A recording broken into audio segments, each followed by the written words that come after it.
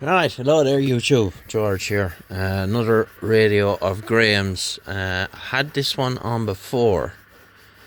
It's back on again now because there was a little problem with it that had to get sorted out, so that's been done now. So I just want to run through the features of what the buttons and switches do with Graeme, so as he will know how to operate it. If you haven't seen this one before, it's a Madison.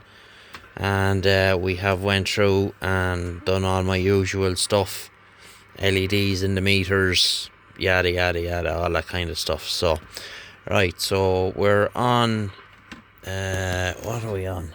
Are we on the aerial or the dummy load? We're on the aerial. We'll just switch over to the dummy load for this, so we're not annoying anyone.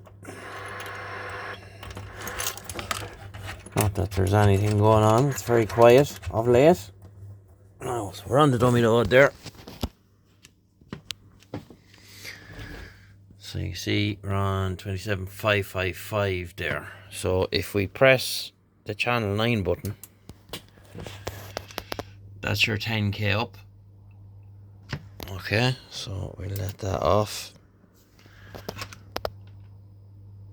Back to 555. Now the other thing is this has a 5k drop, so this alarm set button here, which we reconfigured to so if we press that in, that drops you down 5k to get you to the zeros, and then you're back to where you need to be. And we're on the power, that's AM. We're looking at the bottom scale there. So let's switch up the sideband there.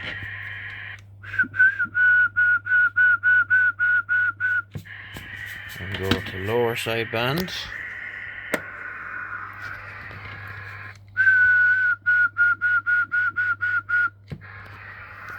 So she'll be healthy. The clock and all works in this one. It's just not running at the moment because I have it on I'm running on DC. Wait, hold on, we'll change over to AC. Right, so she's on AC now, and see the clock is running there. They're cool, these old rolly clocks. You can see it, the minute changing now.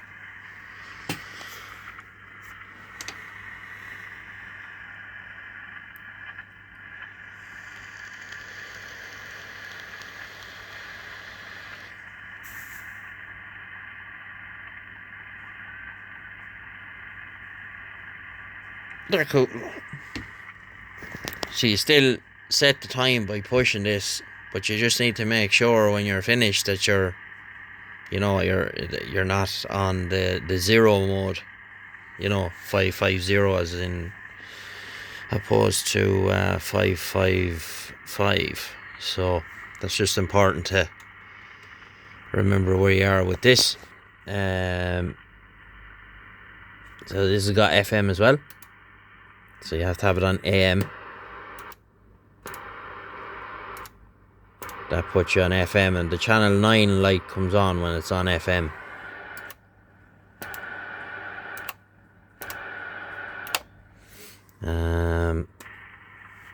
Yeah, so that's pretty much it. So we'll just get the lid back on it now. And she's ready for off as well. So I'm not going to do a mad long video on this because I've done a video on this before. It's just more to show Graeme what does what. Should have done that the first time, but I didn't. Brings back memories. My first base station radio was one of these with the rolly clock. It had the band switch. On this one, the band switch is on this SWR Cal. That's relocated to the back there. So it's five bands, and then all the alphas together on band 6. On mine it came out through the headphone jack. Had the rolly clock. Mine, it didn't have LEDs back then. I had a couple of Christmas tree bulbs I stole from the lights in the attic. But I think they were green, if memory serves me right. But yeah, it just brings back nice memories. Mine didn't have this AWI, this is the Uniden Madison. Mine was the President Madison. And I had 2 matching speakers, and I had a Sedelta Echomaster Plus, and I thought I was the absolute business. But I had a Bremi BRL 200 sitting on top of it, a Zetagi CB27 Matchbox, and I had an Antron on the roof. Yeah, we done alright. We worked all over the place on it, so that's the name of the game. Well, it was back then, when you're young. But it just always brings back nice memories when I see a Madison with a Rolly clock on it. It just kind of transports me back to the late 80s. See the clock changing there again. It's cool. Yep. It's an original Uniden transformer in it, so it wasn't converted from 110 volt. If it was converted from 110 volt, the clock will run, but it'll be off, because the clock is calibrated at 60 hertz. So that's what they use on, that's the time base on the US system, 60 hertz, where it's 50 here in Europe. But yeah, so just get the lid back on it now, and we'll give you a quick look at it then. Right, so there it is now. It's all back together. Lids on, stainless bolts, blah blah blah. I always used to think it was funny that they had holes in the chassis up the top here, and it actually showed it in the manual that it was for a mounting bracket. Imagine going around with that thing under your dash. It was probably if you wanted to attach it underslung to a shelf or something like that. But yeah, she's done now anyway, and all working.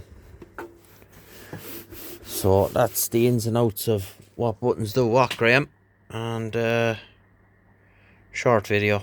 So we'll get you again in the next one. Bye bye.